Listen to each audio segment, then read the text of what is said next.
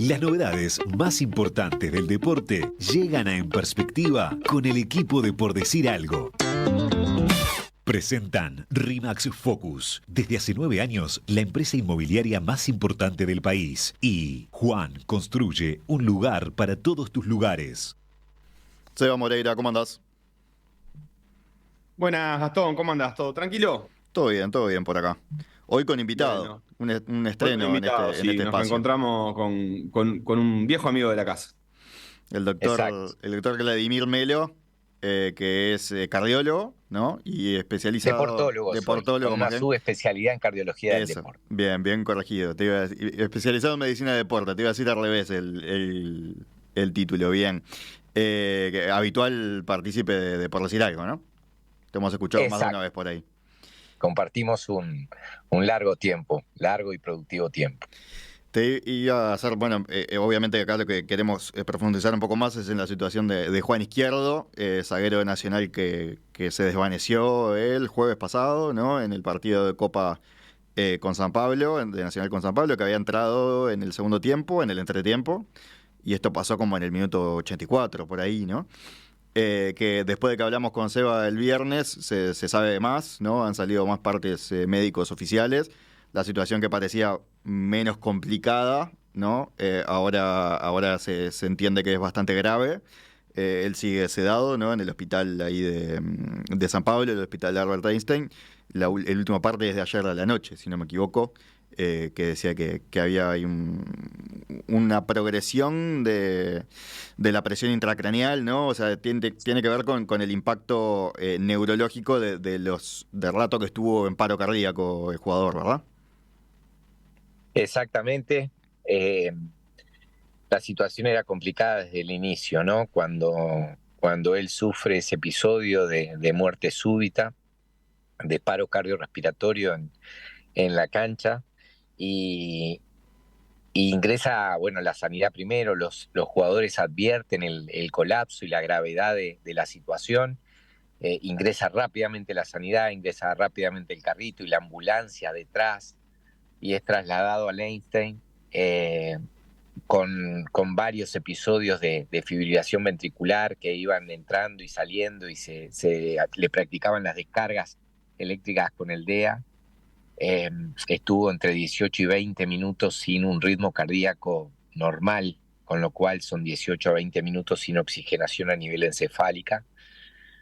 Yo formo parte, como sabés, Eva, del grupo de cardiólogos del deporte de Brasil y de Argentina, y bueno, ya vemos 2 uruguayos ahí, y rápidamente los colegas brasileños de Sao Paulo nos iban transmitiendo las noticias. Por eso lo del comunicado último, ¿no? De que era un tiempo de paro, de fibrilación ventricular indeterminado para el Einstein. Y en realidad los que estábamos presenciando el partido por la tele sabíamos que el momento del colapso había sido el momento del comienzo, ¿no?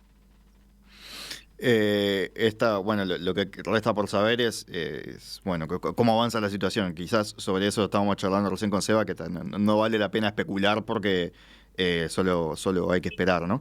Pero sí quedan varias preguntas, eso es uno de esos temas que se comentan bastante, ¿no? Con respecto a, creo que hay 2 preguntas grandes. La primera sería, bueno, qué tipo de estudios se hacen, cómo puede ser que se escape, entre comillas, un problema de esta gravedad con los jugadores que están tan controlados. Y por otro lado, hay una pregunta que he escuchado bastante estos días, que es si es que se están dando más de este tipo de episodios en el deporte de alta competencia hoy en día de lo que se veía antes. Si te parece, podemos empezar por lo primero, ¿no? Eso de qué tipo de estudios se hacen, cuán controlados están los jugadores y, bueno, cómo puede ser que se escapen todavía una falla de esta gravedad, ¿no? Más que entendida las preguntas y más que correcta, Seba. En cuanto a lo que es el protocolo de evaluación para Conmebol, FIFA y Conmebol para los torneos, se solicita exámenes de sangre de laboratorio de todo tipo y exámenes a nivel cardiovascular, una evaluación por cardiólogo con un electrocardiograma basal, que es lo que se hace cualquier persona común, un ecocardiograma, que es como una ecografía cardíaca, que lo que va a encontrar si encontramos patologías, son ensanchamientos cardíacos, problemas de las válvulas bicúspides, bueno, en fin, un montón de alteraciones que se pueden presentar a nivel cardíaco, alteraciones en la contractilidad del corazón, alteraciones en la conformación de las paredes cardíacas.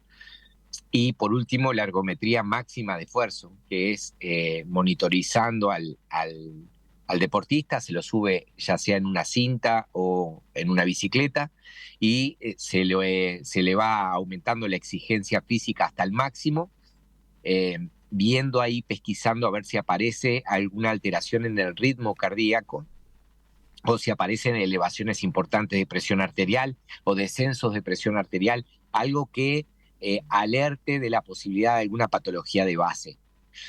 En este caso, y con estos estudios, ya desde la década del 70 y para acá que se ha modernizado todo, evitamos o encontramos 8 o 9 de cada 10 episodios de muerte súbita por patologías como puede ser una miocardiopatía hipertrófica, que es ese ensanchamiento patológico del corazón con paredes que se transforman en fibrosas, en paredes con grasa, en una contractilidad disminuida, que como he dicho en muchas entrevistas, el primer síntoma puede ser la muerte súbita.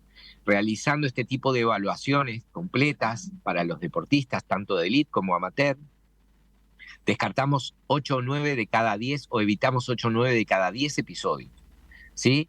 O sea, queda todavía casos de muerte súbita o paro que sean desencadenadas por otra causa, que puede ser cardíaca en el momento, eléctrica, ¿sí? Alteraciones a nivel del ritmo, una miocarditis, que es una inflamación a nivel de la pared cardíaca secundaria a un cuadro viral, como es la hipótesis de uno de los mejores cardiólogos del deporte del mundo, Nabil Gorashev, y que se dé una arritmia por esa inflamación a nivel de la pared cardíaca.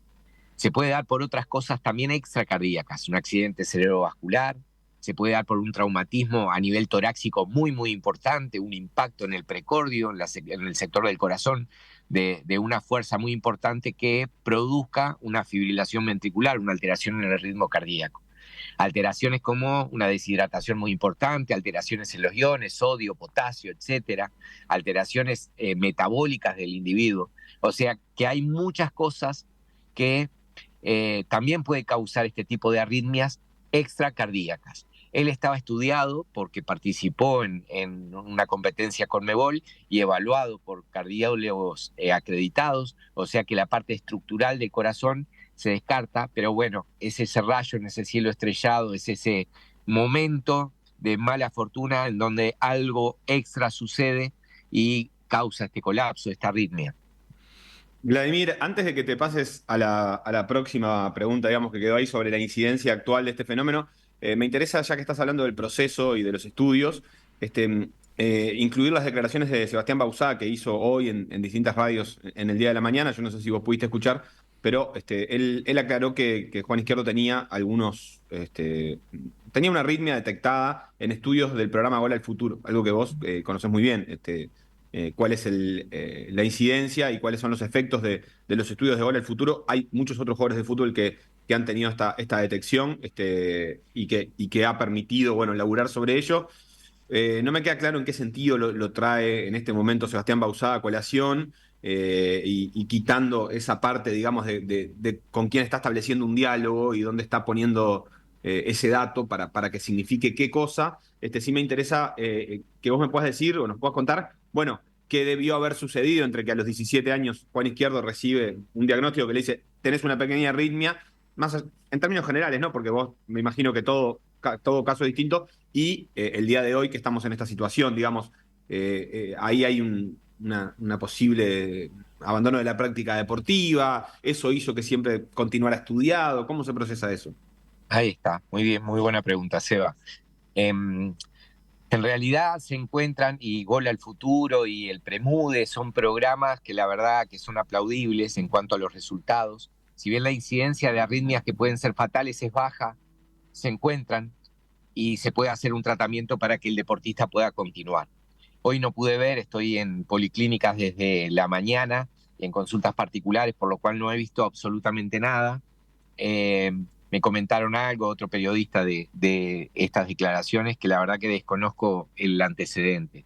Pero muchas veces se encuentran arritmias en pacientes que son arritmias como nobles, como benévolas, ¿sí? En que, por ejemplo, se dan alteraciones en el ritmo cardíaco con alguna extrasístole, o sea, un latido fuera de lugar, aislado.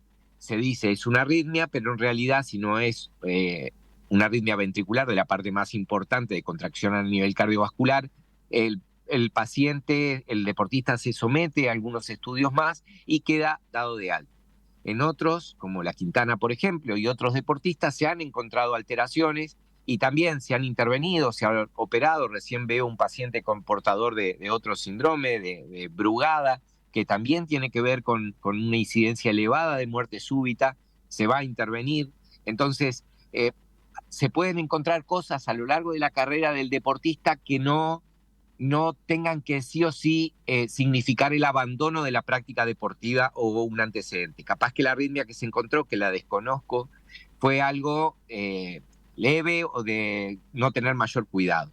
Si hubiese continuado para la competencia internacional, en cada uno de los años que se tiene que evaluar, se encuentran alteraciones que ahí sí evitan o imposibilitan la práctica deportiva. Entonces, capaz que esa arritmia, que no sé cuál es, me voy a poner a leer después, no significaba tanto riesgo en ese momento y le pudo haber pasado a alguien que no le habían encontrado nada previamente.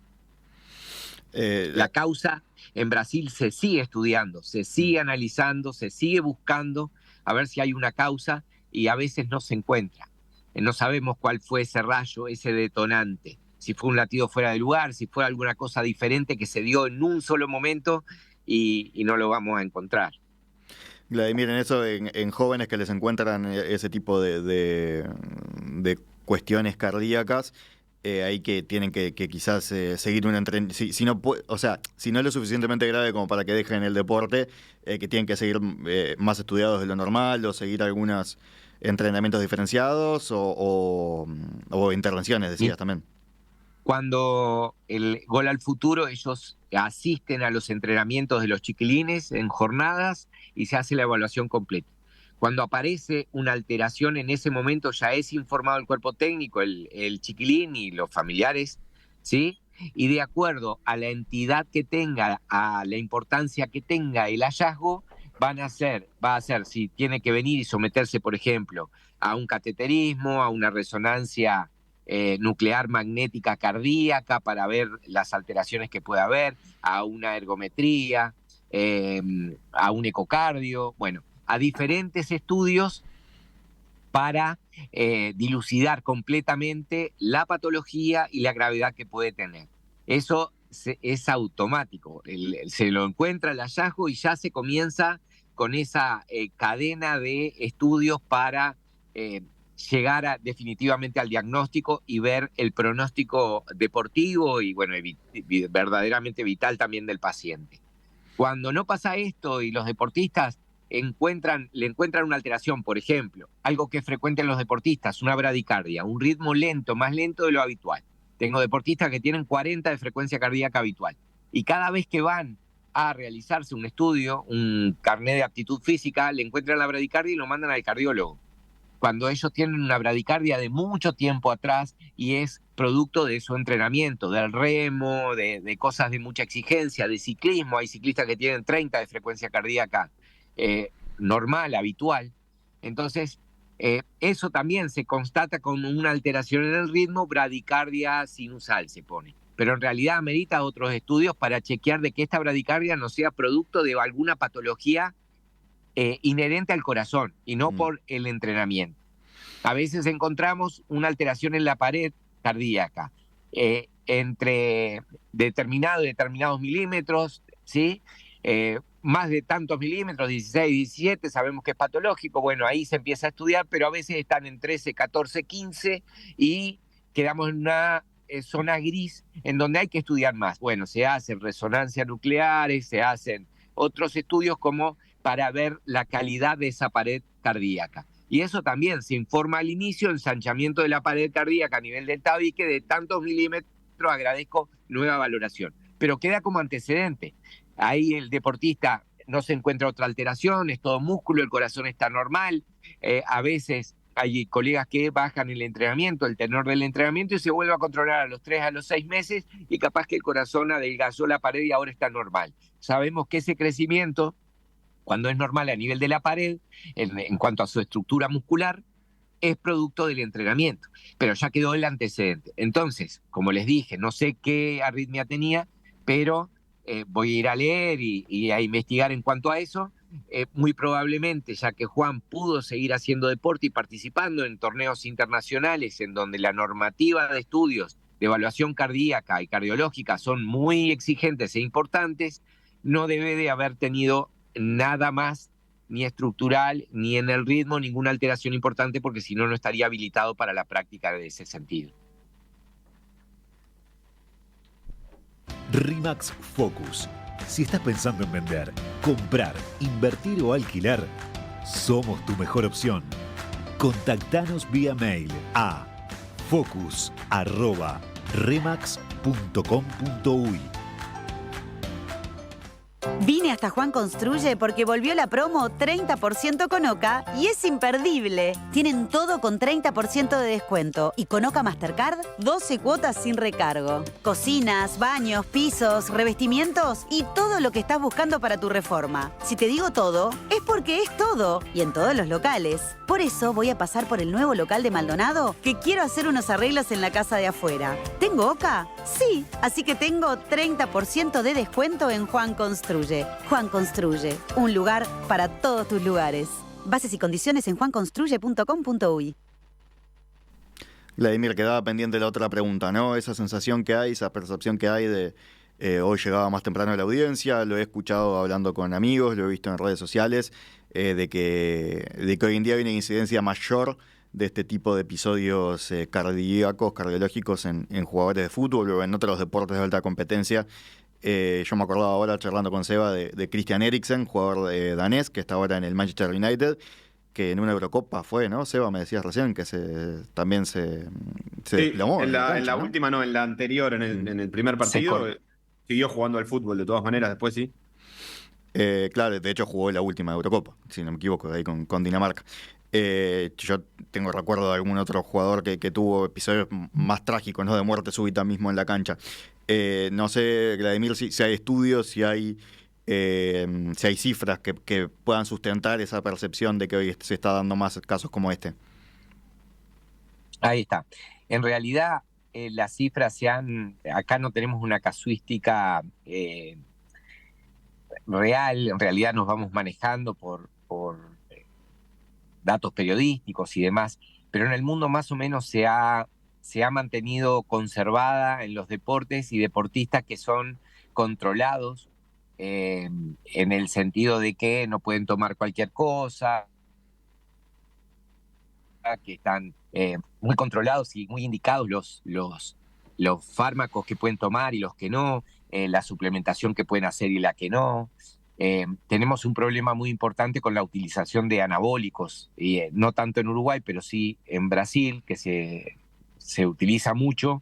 Hay un montón de muertes debido a la utilización de este tipo de productos, que muchas veces no cuentan con datos de su composición, y eso sí está más que demostrado que puede traer. Pero después en el fútbol no, se ha mantenido más o menos así. Las cifras se mantienen más o menos constantes, con algún año con un poco más, otro año un poco menos, pero más o menos siguen igual. No hay un aumento de casos, ni exponencial, como han dicho algunos, ni mucho menos. Se ha mantenido, no habíamos tenido la mala suerte de haber tenido un episodio de estos en primera división en Uruguay, y se dio en un campeonato internacional, en un país extranjero, que por suerte hay una cobertura médica muy, muy importante. Pero en realidad las cifras se mantienen, los entrenamientos se mantienen de hace mucho tiempo. Si bien cambia la metodología de entrenamiento y la forma de entrenar, entrenan 90 minutos a la mañana o a la tarde, y después algún entrenamiento complementario en cuanto a flexibilidad y alguna cosa. Las pesas, se utilizan los mismos pesos de siempre. Lo que sí carga un poco de estrés y tensión, tanto emocional como cardíaca, son los viajes, ¿no?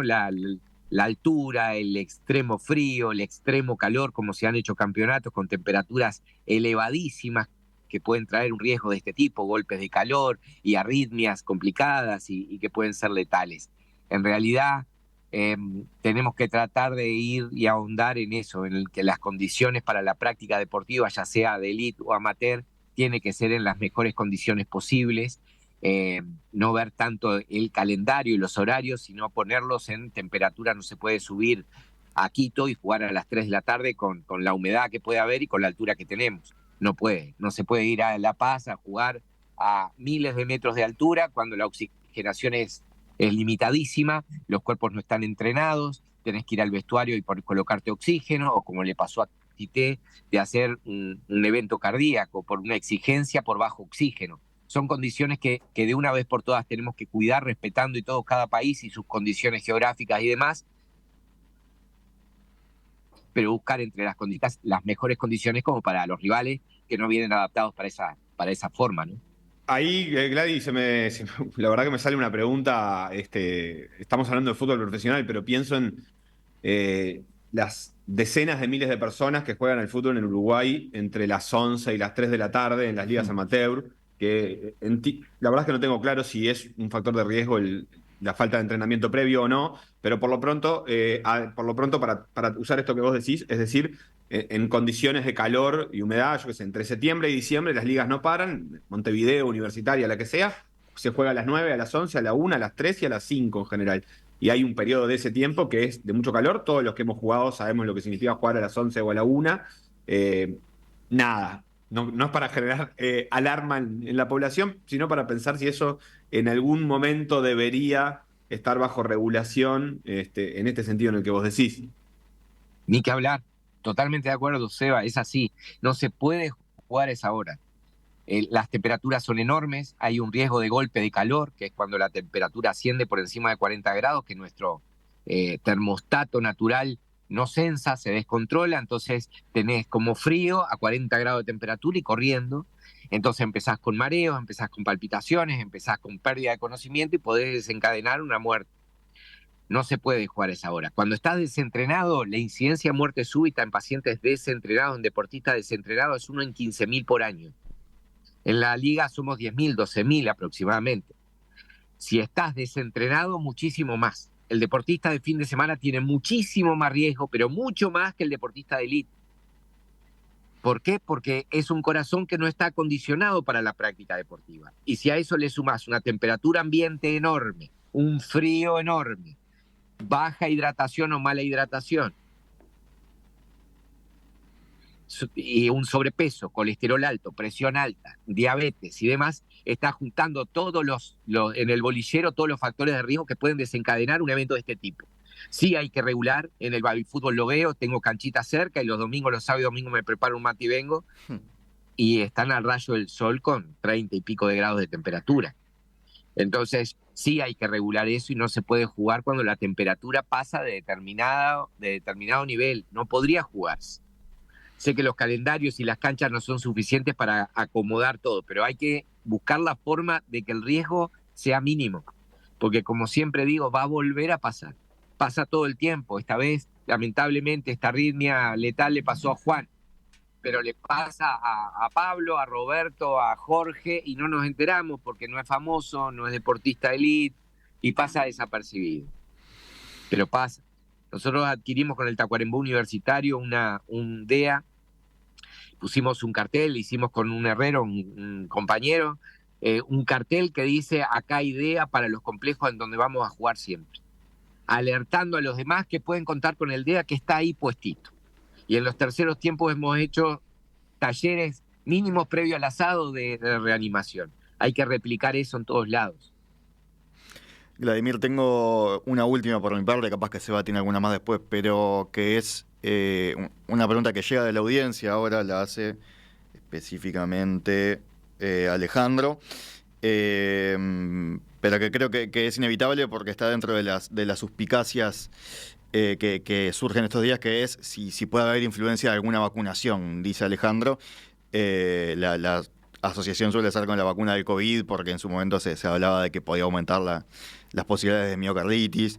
Eso ¿Puede haber algún tipo de vínculo con episodios como el que sufrió Juan? Hay más vínculo que con eso, con el COVID mismo, o con el influenza, o con otros virus que causan más frecuentemente miocarditis que las vacunas. La incidencia por las vacunas ha sido muy baja. Cualquier vacuna nos genera una respuesta inmunológica y por eso nos vacunamos contra la gripe. Capaz que al otro día estás dolorido, podés hacer un poco de fiebre porque tu sistema inmune reacciona a eso, y así como se inflama todo, se puede inflamar el corazón. Muchísima más miocarditis que las vacunas. Las vacunas no son causantes de esto. Puede ser un virus, un cuadro viral normal, y que vayamos a jugar al fútbol con un cuadro viral, más que nada, pero no son las vacunas las causantes. El COVID ha causado mucho más miocarditis y mucho más muerte súbita que cualquier vacuna en la historia. Seba, no sé si vos tenés algo más para agregar, alguna pregunta más para hacerle. No, me quedo por ahí, Gastón. Podemos agregar, para cerrar, que la noticia que comentábamos recién, pues de hace un ratito, que es que se suspendió la segunda fecha de nuevo de clausura, ¿no? Se había suspendido el viernes, iba a empezar mañana, ¿no? Se había pasado para en 3 semanas y se volvió a suspender.